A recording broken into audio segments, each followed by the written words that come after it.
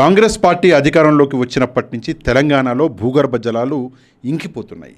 నీళ్లు లేక మొత్తం తెలంగాణలో ఈరోజు ప్రజలు కష్టాలు అనుభవిస్తున్నారు. ముఖ్యంగా హైదరాబాదు నగరంలో బోర్లు ఎండిపోతున్నాయి. ఈరోజు ప్రజలు బకెట్లు పట్టుకొని రోడ్ల మీద తిరుగుతున్నటువంటి పరిస్థితులు హైదరాబాద్లో మనం చూస్తున్నాము.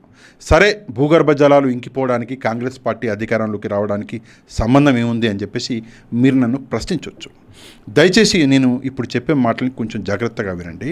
2023 డిసెంబర్లో కాంగ్రెస్ పార్టీ అధికారంలోకి వచ్చింది. అంతకన్నా ముందు భూగర్భ జలాలు ఇంకిపోవడం అన్నది మనం చూడాల.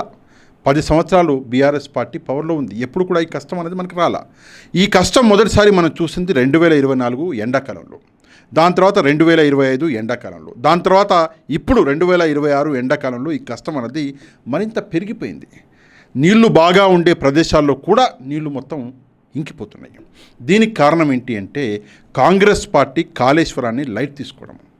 కాళేశ్వరంలో నీళ్లు నింపకుండా రాజకీయం చేసి ఈరోజు మొత్తం తెలంగాణలో ఉన్నటువంటి భూగర్భ జలాలని ఎండిపోయే స్థితికి తీసుకొచ్చింది కాంగ్రెస్ పార్టీ. దయచేసి రాజకీయాలని వాటి చోట చేయండి, నో ప్రాబ్లం. రాజకీయ నాయకులు మీరు ఎవరెవరు ఏమేమి రాజకీయాలు చేస్తారో చేసుకోండి, కానీ దానికి ప్రజల్ని బలి చేయడం ఏంటి? దయచేసి ఒకసారి ఆలోచించాలి.